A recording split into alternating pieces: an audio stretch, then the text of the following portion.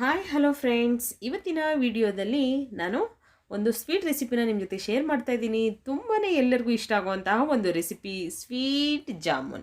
So ಈ ಜಾಮೂನ್ ಮಾಡೋದು ಅಂದರೆ ಮಕ್ಕಳಿಗಂತೂ ತುಂಬ ಇಷ್ಟ ಆಗುತ್ತೆ. ಎಲ್ಲರಿಗೂ ತುಂಬಾ ಒಳ್ಳೆಯದು, ಹೆಲ್ತಿಗೂ ಕೂಡ. ಸೊ ಇದನ್ನು ಕೆಲವರು ಮಾಡಿದಾಗ ಕೆಲವರಿಗೆ ಸಾಫ್ಟಾಗಿ ಬರೋಲ್ಲ, ತುಂಬ ಗಟ್ಟಿ ಆಗುತ್ತೆ ಮತ್ತು ಒಳಗಡೆ ಬೇಯಲ್ಲ, ಆ ಥರದ್ದೆಲ್ಲ ಪ್ರಾಬ್ಲಮ್ಸ್ ಆಗುತ್ತೆ ಅಂತ ನನಗೆ ಸುಮಾರು ಜನ ಕಾಮೆಂಟಲ್ಲಿ ತಿಳಿಸಿದರು. ಸೊ ಆದ್ದರಿಂದ ನಾನು ಈಗ ಜಾಮೂನ್ ಮಾಡೋ hello friends, welcome back to Aadya colourful. ನಾನು ಸುಮಾ ತಿಳಿಸ್ಕೊಡ್ತಾ ಇದ್ದೀನಿ. ಸೊ ನಿಮಗೆ ಈ ವಿಡಿಯೋ ಇಷ್ಟ ಆದರೆ ಪ್ಲೀಸ್ ನನ್ನ ಚಾನಲ್ನ ಸಬ್ಸ್ಕ್ರೈಬ್ ಮಾಡ್ಕೊಳ್ಳಿ ಫ್ರೆಂಡ್ಸ್. ಹಾಗೆ ಬೆಲ್ ಐಕನ್ನು ಕ್ಲಿಕ್ ಮಾಡಿ ಮತ್ತು ಲೈಕ್ ಮಾಡಿ, ಹಾಗೆ ಶೇರ್ ಮಾಡಿ. ಸೊ ಬನ್ನಿ ಇವಾಗ MTR ಗುಲಾಬ್ ಜಾಮೂನ್ ಮಾಡೋದು ಹೇಗೆ ಅಂತ ನೋಡೋಣ. ತುಂಬಾ ಈಸಿಯಾಗಿ ಮಾಡ್ಬೋದು. ಸೊ ಕೆಲವರಿಗೆ ಮಾಡೋ ಮೆಥಡ್ ಗೊತ್ತಿಲ್ಲ, ಅದು ಟ್ರಿಕ್ಸ್ ಅಲ್ಲಿ ಮಾಡಬೇಕಾಗುತ್ತೆ ಸಾಫ್ಟಾಗಿ ಬರಬೇಕು ಅಂದರೆ. ಸೊ ಅದು ಹೇಗೆ ಮಾಡೋದು ಅಂತ ನೋಡೋಣ ಬನ್ನಿ. ಸೊ ಈಗ ನಾನು ಒಂದು ತಟ್ಟೆಗೆ ನೋಡ್ತಾ ಇದ್ದೀರಲ್ಲ, 1 ಪ್ಯಾಕ್ ಆಗೋಷ್ಟು MTR ಗುಲಾಬ್ ಜಾಮೂನ್ ಮಿಕ್ಸನ್ನು ಹಾಕೋತಾ ಇದ್ದೀನಿ, ಪೌಡರ್ನ ನೋಡ್ತಾ ಇರ್ಬೋದು. ಈಗ ಇದರಲ್ಲಿ ಸ್ವಲ್ಪ ಗಂಟು ಥರ ಇದೆಯಲ್ವ, ಸೊ ಅದನ್ನು ಕೈಯಿಂದ ಸ್ವಲ್ಪ ಮ್ಯಾಶ್ ಮಾಡ್ಕೊಳ್ಳೋಣ ಹೀಗೆ. ಓಕೆ, ಈ ಥರ ಒಂದು ಸ್ವಲ್ಪ ಮಾಡಿ ಸಾಕು. ಮತ್ತು ಈಗ ಇದಕ್ಕೆ ಸ್ವಲ್ಪ ಹಾಲನ್ನು ಹಾಕೋತಾ ಇದ್ದೀನಿ ನಾನು. ಈಗ ಕಾಯಿಸಿ ತಣ್ಣಗಾಗಿರೋವಂಥ ಹಾಲು. ಸೊ ರಾ ಮಿಲ್ಕ್ ಇದ್ದರೆ ರಾ ಮಿಲ್ಕ್ ಕೂಡ ಯೂಸ್ ಮಾಡ್ಬೋದು. ಓಕೆ, ನಾನಿವಾಗ ಇದನ್ನು ಮಿಕ್ಸ್ ಮಾಡ್ಕೋತೀನಿ. ಹಾಲು ಹಾಕಿ ಸ್ವಲ್ಪನೇ ಮಿಕ್ಸ್ ಮಾಡ್ಕೊಳ್ಳೋಣ. ಹಾಲನ್ನು ಜಾಸ್ತಿ ತೊಗೋಬೇಡಿ, ಒಂದು ಅರ್ಧ ಲೋಟದಷ್ಟು ತೊಗೊಳ್ಳಿ. ನಾನು ನೀರು ತೊಗೊಂಡಿದ್ದೀನಲ್ಲ, ಆ ಲೋಟದಲ್ಲಿ ಅರ್ಧ ಲೋಟ ಆಗೋಷ್ಟು. ಓಕೆ, ಇವಾಗ ಸ್ವಲ್ಪ ನೀರನ್ನು ಹಾಕಿ ನಾನು ಇವಾಗ ಮಿಕ್ಸ್ ಮಾಡ್ಕೋತೀನಿ.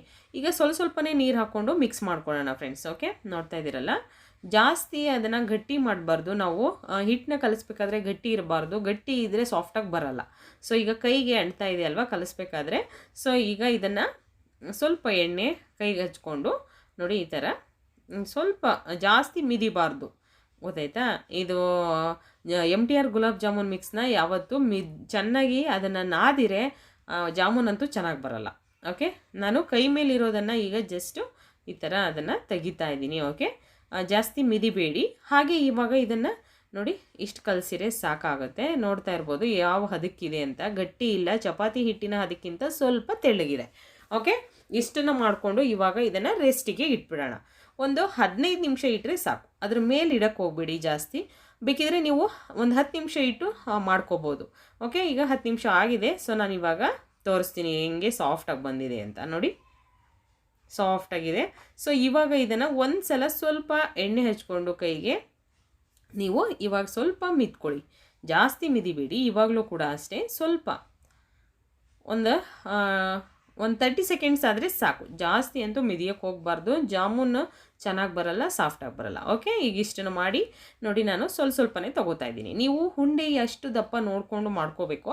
ಸೊ ಅದನ್ನು ನೋಡ್ಕೊಂಡು ಮಾಡ್ಕೊಳ್ಳಿ ಫ್ರೆಂಡ್ಸ್. ಹುಂಡೆ ದಪ್ಪ ಬರಬೇಕು ಅಂದರೆ ನೋಡಿ, ನಾನು ಇಷ್ಟು ಹಿಟ್ಟನ್ನು ತೊಗೊಂಡಿದ್ದೀನಿ ಅಂತ ಅಂದರೆ ಅದು ಸ್ವಲ್ಪ ಉಬ್ಬುತ್ತೆ. ಸೊ ನಾವು ಎಣ್ಣೆಲಿ ಕಾಯಿಸಿ ಅದನ್ನು ಎಣ್ಣೆಲಿ ಫ್ರೈ ಮಾಡಿ ಮತ್ತು ನಾವು ಪಾಕದಲ್ಲೂ ಕೂಡ ಮಾಡ್ಕೋತೀವಿ, ಅದನ್ನು ನೆನೆಯಕ್ಕೆ ಬಿಡ್ತೀವಲ್ವ. ಸೊ ಹಾಗಾಗಿ ಜಾಸ್ತಿ ದಪ್ಪ ಮಾಡ್ಕೋಬೇಡಿ.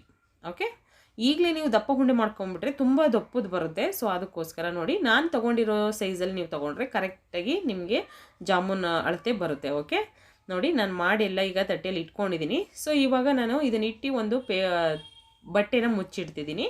ಈಗ ಒಂದು ಪಾತ್ರೆ ಇಟ್ಟಿದ್ದೀನಿ ಸ್ಟವ್ ಮೇಲೆ. ಇದಕ್ಕೆ ಇವಾಗ ಸಕ್ಕರೆ ಹಾಕೋತಾ ಇದ್ದೀನಿ. ಓಕೆ, 1 ಕಪ್ ಆಗೋಷ್ಟು ಸಕ್ಕರೆನ ಹಾಕಿ ನಾನಿವಾಗ ಇದಕ್ಕೆ 1.5 ಲೋಟ ಆಗೋಷ್ಟು ನೀರನ್ನು ಆ್ಯಡ್ ಮಾಡ್ತಾ ಇದ್ದೀನಿ. ನೋಡಿ, ಈಗ ಸಕ್ಕರೆ ಹಾಕಿದ ನಂತರ 1.5 ಲೋಟ ನಾನು ಅಳತೆ ಮಾಡಿಕೊಂಡೆ ನೀರನ್ನು ಹಾಕ್ತಾ ಇದ್ದೀನಿ. ಸೊ ತುಂಬಾ ಒಂದೇಳೆ ಪಾಕ ಅಂತೂ ಮಾಡೋಕ್ಕೆ ಹೋಗಬೇಡಿ ಫ್ರೆಂಡ್ಸ್. ಯಾಕೆಂದರೆ ಒಂದೇಳೆ ಪಾಕ ಮಾಡಿದ್ರೆ ಜಾಮೂನು ನಿಜವಾಗ್ಲೂ ಅದರಲ್ಲಿ ಜಾಮೂನು ಹೀರ್ಕೊಳ್ಳಲ್ಲ ಪಾಕನ. ಸೊ ಆವಾಗ ಚೆನ್ನಾಗಿ ಬರೋದು ಇಲ್ಲ, ಒಳಗೆಲ್ಲ ಹೀರ್ಕೊಳ್ಳಿಲ್ಲ ಅಂದರೆ ಹಸಿ ಹಾಗೆ ಇರುತ್ತೆ. ಸೊ ನೋಡಿ, ಇವಾಗ ನಾನು ಏಲಕ್ಕಿ ಪೌಡರ್ ಕೂಡ ಹಾಕ್ಕೊಂಡಿದ್ದೀನಿ. ಈಗ ನೋಡ್ತಾ ಇರ್ಬೋದು ನೀವು, ಇವಾಗ ಏಲಕ್ಕಿ ಪೌಡರ್ ಹಾಕಿ ಈಗ ಒಂದು ಮಿಕ್ಸ್ ಕೊಡೋಣ ಚೆನ್ನಾಗಿ. ಸಾಕು, ಇದು ಇಷ್ಟ ಆದರೆ ಸಾಕು, ಯಾಕೆಂದರೆ ನಾವು ನೀರನ್ನು ಜಾಸ್ತಿ ಆ್ಯಡ್ ಮಾಡಿಲ್ಲ. ಸೊ ಅಲ್ಲಿಗೆ ಇದು ಸ್ವಲ್ಪ ಅಂಟು ಪಾಕ ಆಗಿರುತ್ತೆ, ಆದರೆ ಒಂದೆಳೆ ಪಾಕ ಅಂತೂ ಅಲ್ಲ. ಒಂದೆಳೆ ಪಾಕ ಮಾಡ್ಕೋಬೇಡಿ, ಅಂಟು ಪಾಕ ಆದರೆ ಸಾಕು. ಓಕೆ, ಇದನ್ನು ತೆಗೆದಿಡ್ತೀನಿ. ಸೊ ಈಗ ಪ್ಯಾನಿಗೆ ನಾನು ಆಯಿಲ್ನ ಹಾಕ್ಕೋತಾ ಇದ್ದೀನಿ. ಜಾಮೂನೆಲ್ಲ ಡೀಪ್ ಫ್ರೈ ಮಾಡಬೇಕಲ್ಲ. MTR ಗುಲಾಬ್ ಜಾಮೂನ್ ಮಾಡೋದು ತುಂಬ ಕಷ್ಟ ಅಂತೂ ಅಲ್ವೇ ಅಲ್ಲ ಫ್ರೆಂಡ್ಸ್. ಓಕೆ, ನೋಡಿ, ಈ ವಿಡಿಯೋನ ನೀವು ನೋಡಿಕೊಂಡು ನಿಮ್ಮ ಮನೆಯಲ್ಲಿ ಟ್ರೈ ಮಾಡಿದ್ರೆ ಖಂಡಿತವಾಗ್ಲೂ 100% ಜಾಮೂನ್ ಅಂತೂ ಸಾಫ್ಟಾಗಿ ಬಂದೇ ಬರುತ್ತೆ. ಓಕೆ, ನೋಡಿ, ಈಗ ಎಣ್ಣೆ ಕಾದಿದೆ. ಸೊ ನಾನು ಜಾಮೂನ್ನ ಎಲ್ಲ ಹಾಕ್ಕೋತಾ ಇದ್ದೀನಿ. ಈಗ ಡೀಪ್ ಫ್ರೈ ಮಾಡ್ಕೊಳ್ಳೋಣ. ಡೀಪ್ ಫ್ರೈ ಮಾಡ್ಕೊಳ್ಳೋದಕ್ಕೆ ನೋಡ್ತಾ ಇದ್ದೀರಲ್ಲ, ಎಣ್ಣೆ ಜಾಸ್ತಿ ಬಿಸಿಯಾಗಿರಬಾರ್ದು. ಸೊ ಎಣ್ಣೆ ಜಾಸ್ತಿ ಬಿಸಿ ಆದರೆ ನಾವು ಉಂಡೆ ಹಾಕಿದ ತಕ್ಷಣವೇ ಏನಾಗುತ್ತೆ ಅಂದರೆ ಕಪ್ಪಗಾಗ್ಬಿಡುತ್ತೆ, ಸೀದೋಗ್ಬಿಡುತ್ತೆ. ಸೊ ಹಾಗೆ ಮಾಡಬೇಡಿ. ಸ್ವಲ್ಪ ಮೀಡಿಯಮ್ ಎಣ್ಣೆ ಕಾದಿದೆ ಅಂದಾಗ ನೀವು ಜಾಮೂನನ್ನು ಹಾಕ್ಕೊಳ್ಳಿ ಫ್ರೆಂಡ್ಸ್. ಓಕೆ, ನೋಡ್ತಾ ಇದ್ದೀರಲ್ಲ, ಈಗ ಉಂಡೆ ನಾವು ಸಣ್ಣದಾಗಿತ್ತು ನಾವು ಮಾಡಬೇಕಾದ್ರೆ. ಸೊ ಎಷ್ಟು ದಪ್ಪ ಆಗಿದೆ ಅಂತ ನೋಡ್ತಾ ಇದ್ದೀರಲ್ಲ. ಸೊ ಇದೇ ಉಂಡೆನ ಮತ್ತೆ ನಾವು ಪಾಕಕ್ಕೆ ಹಾಕಿದ್ರೆ ಇನ್ನೂ ದಪ್ಪ ಆಗುತ್ತೆ. ಸೊ ಫಸ್ಟೇ ಜಾಸ್ತಿ ದಪ್ಪ ಮಾಡ್ಕೋಬೇಡಿ, ಎಣ್ಣೆಯಲ್ಲಿ ಫ್ರೈ ಆಗಲ್ಲ. ನೋಡಿ ಇವಾಗ ಈ ಕಲರ್ ಬಂದರೆ ಸಾಕು ಜಾಮೂನು. ಸೊ ಇವಾಗ ಇದು ಆಗಿದೆ, ನಾನು ತೆಗೆದಿಟ್ಕೋತಾ ಇದ್ದೀನಿ. ಇವಾಗ ಡೈರೆಕ್ಟಾಗಿ ನಾನಿಲ್ಲಿ ಪಾಕ ಮಾಡಿ ಇಟ್ಕೊಂಡಿದ್ದೀವಲ್ಲ, ಸೊ ಈ ಪಾಕಕ್ಕೆ ಟ್ರಾನ್ಸ್ಫರ್ ಮಾಡ್ಕೋತಾ ಇದ್ದೀನಿ. ನೋಡ್ತಾ ಇದ್ದೀರಲ್ಲ.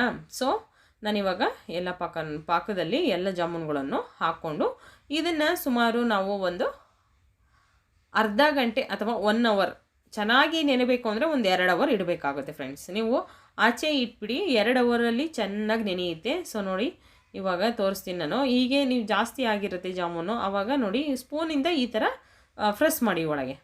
ಸೊ ಪಾಕ ಕುಡಿದ್ರೆ ಕೆಳಗೆ ಕೂರುತ್ತೆ. ಓಕೆ ಫ್ರೆಂಡ್ಸ್, ಈ ವಿಡಿಯೋ ನಿಮಗೆ ಇಷ್ಟ ಆಗಿದೆ ಅಂತ ಅಂದ್ಕೊತೀನಿ. ಇಷ್ಟ ಆದರೆ ಪ್ಲೀಸ್ ನನ್ನ ಚಾನಲ್ನ ಸಬ್ಸ್ಕ್ರೈಬ್ ಮಾಡಿ.